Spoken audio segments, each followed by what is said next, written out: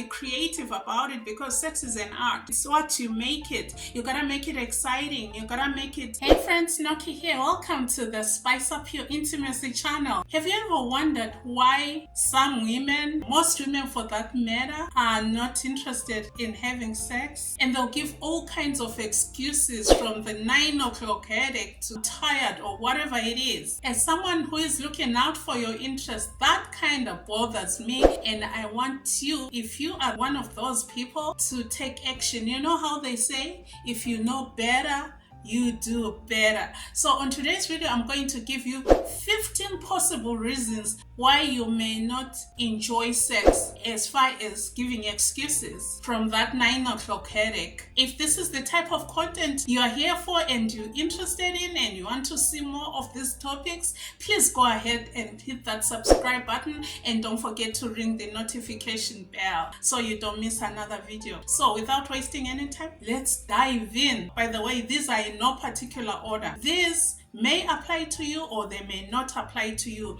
The whole purpose for this video is that you fix what needs to be fixed, okay? Number one, is it because you have bad communication with your husband? That is possible. Bad communication can affect your sexual intimacy, from not communicating your needs, your desires, to not communicating discomfort, or to not expressing yourself. If bad communication is taken as far as the bedroom, my dear sister, it can and it will affect your sexual intimacy. Coming in at number two, do you have body image issues?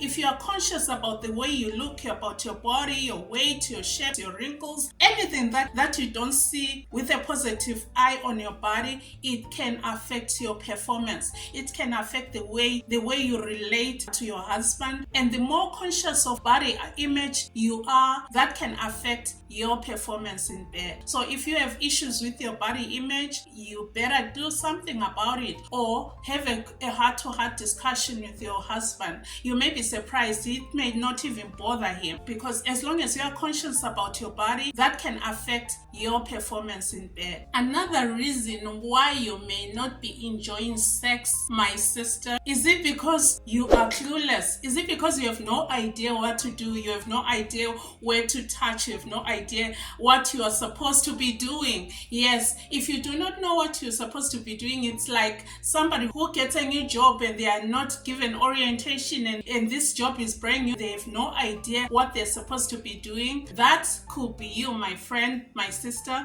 If you do not know, or if you have no idea what you're doing in bed, that can affect your performance. Remember, when somebody knows what they are doing, that boosts up their confidence. If you know what you're doing, you become more confident with what you're doing, and you become more bold, and you do whatever you do without any hesitation. This translates to sexual intimacy. If you have no idea or no clue what you're supposed to be touching, what you're supposed to be doing, it can affect your performance, which is why I'm here, okay? Spice Up Your Intimacy is your channel. Then at number four, you're going to realize that most of these are interrelated or linked. Are you just a spectator? If you come into bed, walk into your matrimonial bedroom, and you just there, laying there like a dead log, and you're just watching. Sis, there's no time to watch. You gotta get busy. You gotta get your groove on. You gotta do something. Again, if you have no idea what you're supposed to be doing, I'm going to be giving you tips and tricks on how to be part of the game, because you don't wanna be a spectator. You don't wanna just be laying there like a dead log. Sexual intimacy is supposed to be a give and take. It's supposed to be something that is fun, that you are participating in, that you are also enjoying, okay? Is it because you are absent-minded? That can affect you enjoying the moment. If you are not present in the moment, if you are writing an essay, if you are thinking about the bills, about your children, about your work, about this and that, My sister, you are not going to enjoy the moment that is supposed to be so precious and enjoyable. It is a moment of worship between you and your husband. It's ministry time. You're supposed to be enjoying this moment. You're supposed to forget about all the other issues, all the other problems. Just be present in the moment. And that, my friend, is going to make you enjoy your sexual intimacy. Okay? Did your husband offend you during the day and you are still hanging on to that offense? My sister, if you take offenses or unforgiveness into your bed, you are not going to enjoy sex. You're just building a brick wall between you and your spouse, and there is no way you're going to enjoy your sexual intimacy, which is why we are advised not to let the sun go down on our anger, especially with our husbands, our spouses. We have to let it go before we walk into that bedroom, okay? As long as you are holding on to some grievance or some grudge, you are not going to enjoy that moment. You gotta be present in the moment, like I said previously. You gotta be there, not worry about anything. Pay attention and be part of the game. Then you will enjoy your sexual intimacy. Okay, sis? Moving on. Have you experienced a past traumatic sexual experience that you did not get therapy for or you did not get help for? My sister, that affects the way you enjoy your sexual intimacy with your husband. If you have some traumatic experience that you went through, whether you were young or in your earlier years, and you never got delivered from it, or you never got therapy, you never got help, it is time for you to get help. You gotta do it like yesterday. As long as you have those traumatic experiences in your mind and you haven't gotten any help, it will continue to hinder your enjoyment of sex. And I want to urge you, I want to encourage you to seek help, to go to your doctor, talk to somebody, get yourself some therapy of some sort and get this thing taken care of. Start by talking to your husband. I hope by now he knows what you went through, but talk to him about it and tell him how it's affecting you experiencing or enjoying your sexual moments with him. I'm sure he'll hold your hand and guide you to a therapist who's going to help you. Is it because you're one of those women who believe that sex is just for your husband?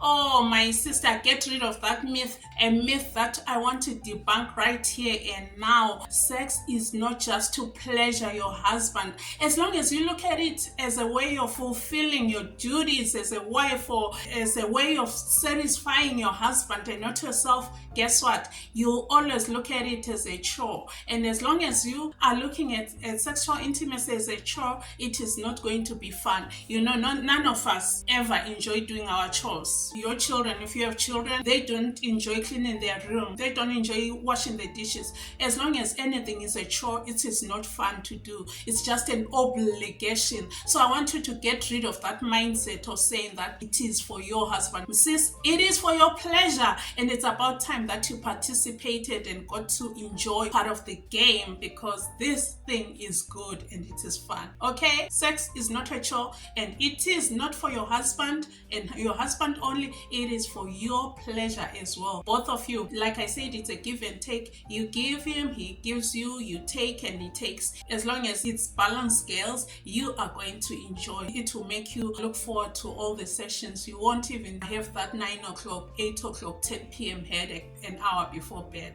Okay, sis, moving on. Are you married to somebody who is selfish when it comes to sex? Unfortunately, some of you sisters are married to selfish men, and because of your broken down communication, you've just let it be. As long as your man is selfish and he looks at sex as a way of satisfying himself and himself alone, you will always be left yearning for more. If your man is selfish, all he's going to care about is him ejaculating, reaching the climax, and forget about you, which is why I encourage good communication. I'm sure you know that women at times we take a long time to reach orgasm. Yeah, for those of us who do get those. So I know some people don't. As long as he's selfish, it's going to be about him reaching the climax, getting his orgasm, and he rolls over and falls asleep and leaves you yearning for more. That can make you avoid sexual sexual intimacy altogether. It may be one of the reasons why you are not enjoying it, because you are married to this selfish man who thinks all about himself and his satisfaction. It's about time you spoke up and have good communication. I encourage cultivating good communication. Express your feelings to him and tell him how you feel. Let him know whether you're satisfied or not. When you reach an orgasm, of which he should know when you do, or when you want more, let him know that he wants more. We know that most men, they just go crazy because women, we are so warm and we just drive them out of their minds that they can just ejaculate so fast within the next couple of minutes. However, if he is a selfless guy, he is going to come back and make sure that you also get your turn and you enjoy and get your climax and your orgasm going. Okay, my sis, start by talking to him. Make sure that you express your feelings in a non-accusatory way. Express your feelings. As long as you are expressing your feelings, he should be receptive about it. I have my heart for you, sis. Take care of this and take care of it like yesterday. Do you experience physical pain during sex? That could be another reason why, my sis, you are not enjoying your love-making sessions with your husband. Physical pain may hinder you from enjoying. This could be pain from, maybe you have a medical condition, maybe you have a sensitive uterus. When your uterus moves and he hits on it so hard, as long as you are in pain, you are not going to enjoy it. And if this pain is occurring every time, then I encourage you to go and see your doctor, go see your OBGYN and explain to them what kind of pain you are experiencing, because as long as you are in pain whatsoever, you are not going to enjoy your moments. Physical pain can cause you not to enjoy your sexual moments with your man. Maybe you are super dry, there is not sufficient lubrication in your vagina. That could be another reason why you experience pain, because you are not well lubricated, which could happen. It is going to be painful during penetration.